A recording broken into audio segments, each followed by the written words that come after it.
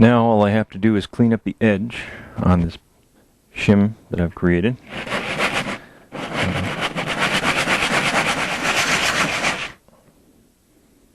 And again, it doesn't need to be perfect. The adhesive is going to fill in a lot of this, but it is very, very good, and it is very, very even all the way around.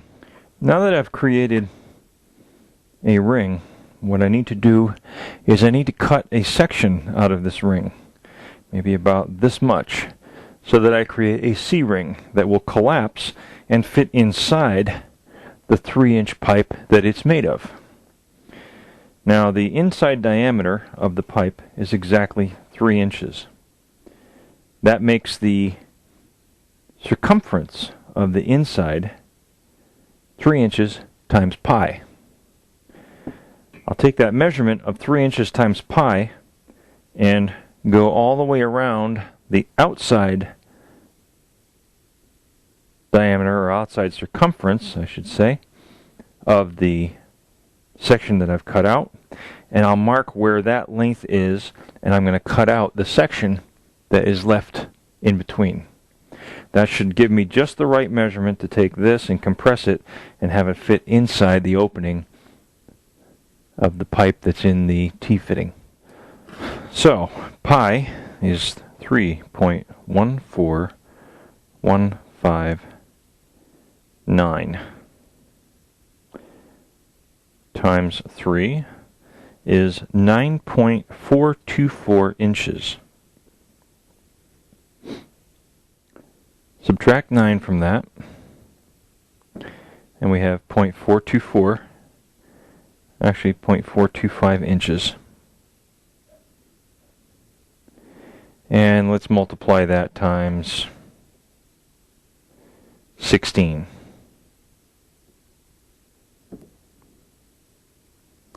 So that's 9 and almost 7/16 of an inch. What I'm going to do is I'm going to round that up to 9 and 7/16, which will make it a little bit long. And then I will file off any additional material that I need to get it to fit inside here. First thing I'll do is make a mark and call this my starting point. And I will wrap my tape measure going around.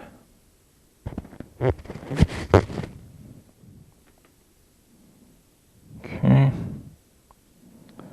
So 9 and 7/16 is right there.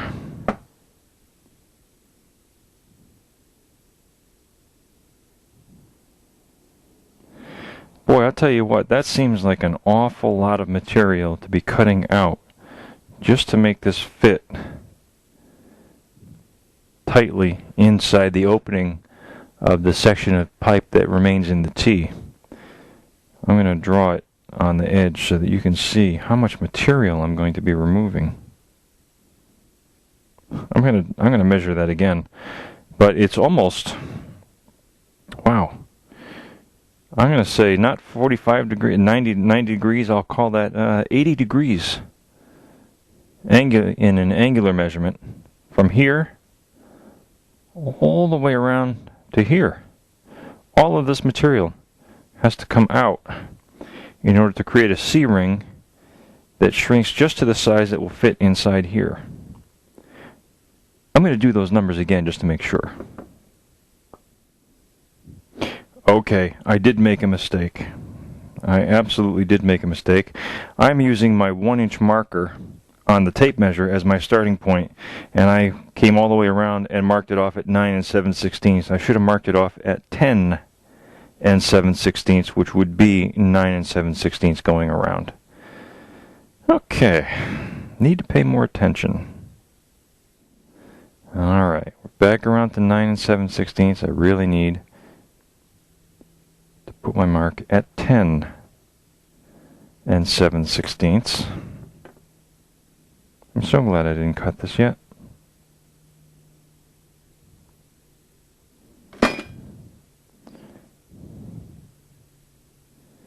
And I'm just going to draw that by hand.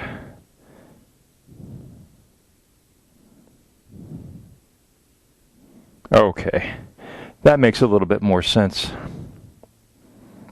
Instead of removing all of this material from here all the way to here, what I am removing is this from here to here. And that will give me an outer circumference that is equal to or just slightly smaller than the inner circumference of this.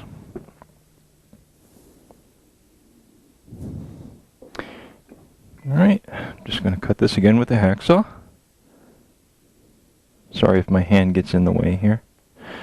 Actually, I think I'll drop it down a little further in the vise. Make it a little more rigid.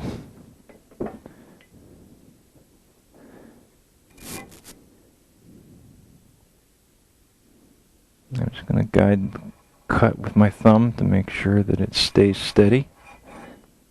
That looks good.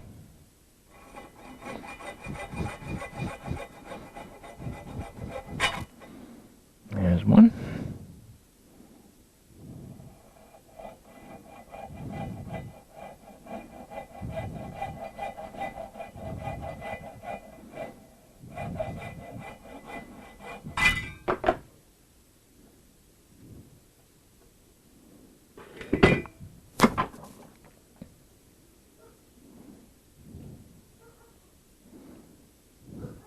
There's my C-ring, and I should be able to compress this now like that and get it to fit inside the 3-inch pipe.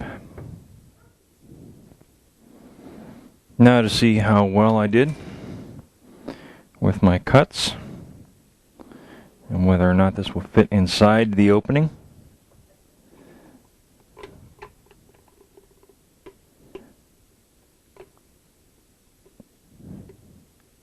And look at that. I'm going to give you a nice close-up. You'll notice a small gap is formed at the bottom. Believe it or not, that's okay because I want that.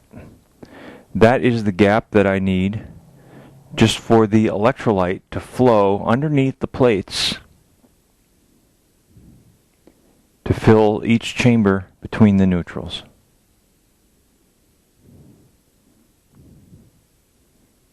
I'm very pleased with myself right now. Of course, now all I have to do is make 9 more of these. So I'll be at it for a little while, but that's how it's done. And when I'm done, I'll use that. Actually, 9 more? Let me think.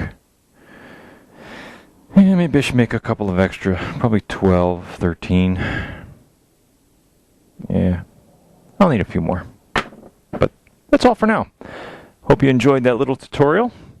I'll be cutting the rest of these up, and then next step, I guess, is to cut some circular discs for the plates that will go inside the T-cell, the inverted T. Take care for now. Zero fossil fuel, everyone. Peace.